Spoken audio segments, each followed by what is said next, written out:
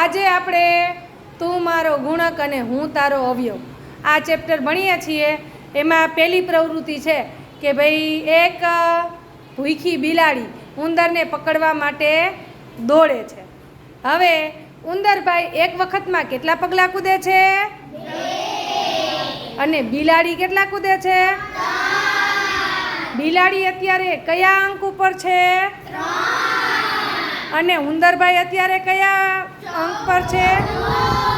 ચલો તો હવે આપણે જોવાનું એ છે કે જો બિલાડી ઉંદરનો પીછો કરે છે પણ ઉંદરભાઈ જો 28માં પગલે પહોંચી જાય તો ન્યા કણે એક દર છે એમાં એ છુપાઈ શકે એમ છે, એટલે એ હંતાઈ જશે.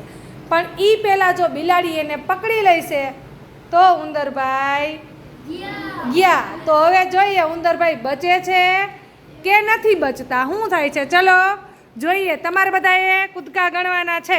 ચલો ગણો.